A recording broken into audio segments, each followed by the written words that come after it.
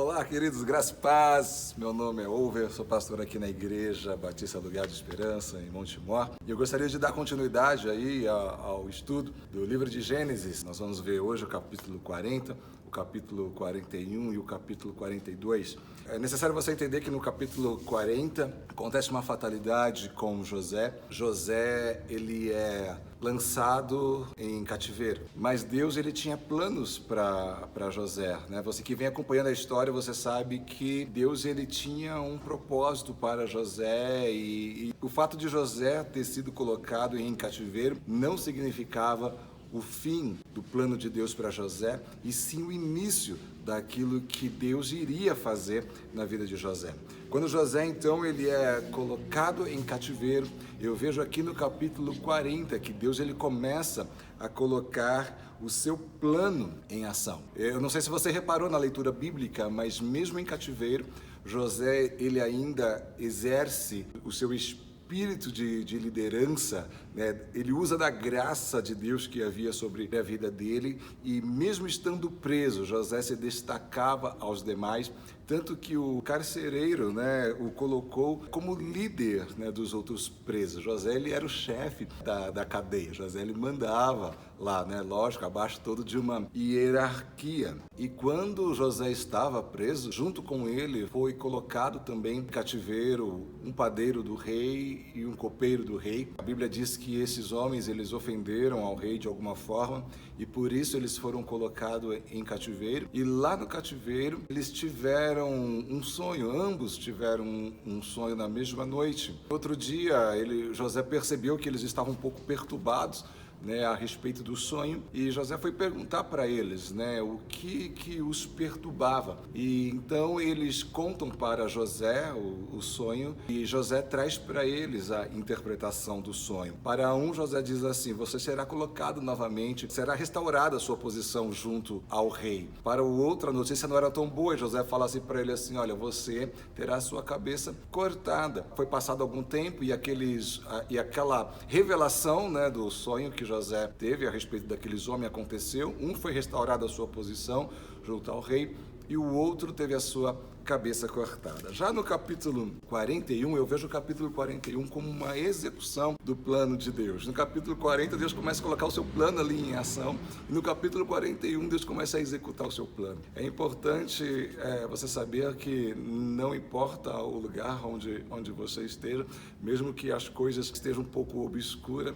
Deus ele está trabalhando. Deus tinha um plano para a vida de José, e desde quando José ele começou a ter os seus sonhos e começou a revelar os seus sonhos, a vida de José parece que veio em um declive. E aqui, talvez José ele estava ainda no fundo do poço, só que lá no fundo do poço, Deus ele pega e ele começa a trabalhar na restauração de José e trabalhar para colocar José na posição que ele havia preparado para José. Diz o capítulo 41 que o rei agora ele teve um sonho, né? No sonho dele ele estava em pé junto ao Nilo e ele viu que 7 vacas gordas, bonitas, pastavam, né, e caminhavam, e de repente outras vacas magras, né, vinham, feias, né, e comiam aquelas 7 vacas gordas. E ele acordou um pouco em conflito com aquilo, e ele dorme novamente, e agora ele está sonhando com 7 espigas de milhos, bonitas, viçosas, e de repente crescem outras 7 espigas de milhos, feias, e essas 7 espigas de milho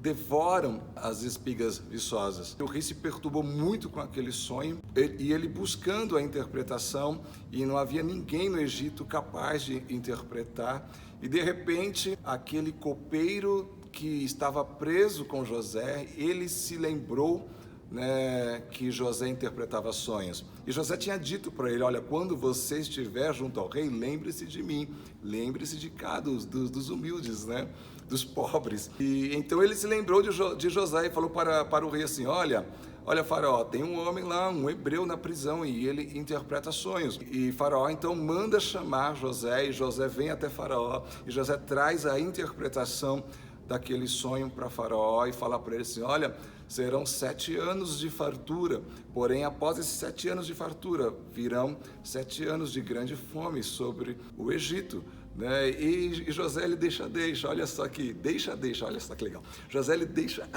e ele fala assim para Faraó: olha, se eu fosse você, levantaria um homem sábio, né, que fosse capaz de gerenciar durante este período, né? Tivesse uma boa gestão e realmente trabalhasse para guardar os alimentos, fazer estoque de alimentos, né? E Faraó, ele pega aquela deixa de José e fala assim: não há homem mais sábio que você, né? Você trouxe a clareza do meu sonho, eu vejo em você uma grande sabedoria, então você vai ser esse homem abaixo de mim. E aí Deus coloca José como o segundo homem no Egito, porque José interpretou sonhos. E no capítulo 42, agora nós vemos a realização do plano de Deus, né? A realização de tudo aquilo que José havia sonhado. Não sei se você lembra lá atrás, né, os sonhos que incomodaram os irmãos, dos feixes que se curvavam perante o feixe de José, e os irmãos, né, se indignaram com aquilo. O próprio pai dele falou assim: você acha que eu e sua mãe nós vamos nos curvar diante de você? Agora José, ele é governador do Egito, e José, ele fez uma boa gestão de toda aquela situação, tanto que faltou mantimento em toda a terra, né, ali, mas no Egito havia mantimentos, e todos os povos, né, vinham ao Egito para comprar os mantimentos, os cereais, né? Aí Jacó, ele pega, olha para os seus filhos e fala: por que vocês ficam aqui, né, olhando um para a cara do outro? Descem lá ao Egito e vão comprar comida, senão nós vamos morrer de fome.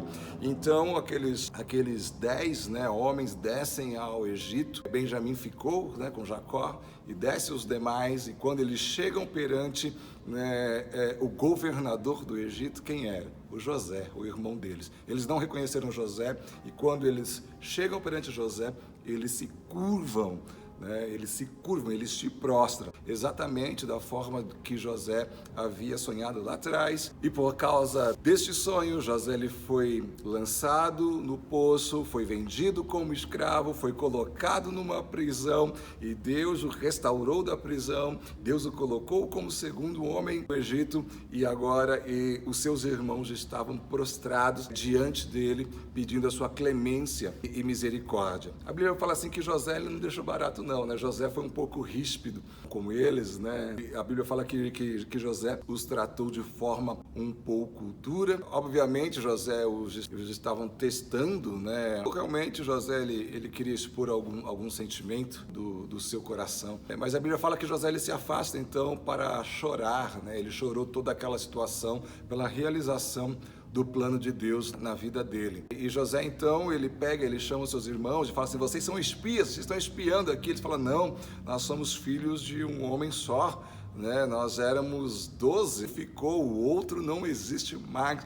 Eles mal sabiam que eles estavam diante deste que eles estavam falando que não existia mais, porque para eles José realmente estava morto. Aí José faz um trato com eles, fala assim: ó, é o seguinte, né, eu quero acreditar na palavra de vocês, então eu quero que vocês voltem para a casa de vocês e me tragam o irmão mais novo, que era exatamente o irmão de José. José manda ficar com Simeão, um dos seus irmãos, preso. Os outros voltaram e falaram para o seu pai: olha, pai, o homem lá está difícil, né? Ele está falando que nós somos espias, ele segurou nossos irmãos e falou para a gente que se a gente não descer com Benjamim lá, ele não vai liberar Simeão. E a Bíblia diz que Jacó, ele ficou muito entristecido com aquilo, porque ele já havia perdido um dos seus filhos amado, e agora ele tinha que entregar um outro filho para uma terra estranha. Mas você vai ver a continuidade no capítulo 43, que assim é feito.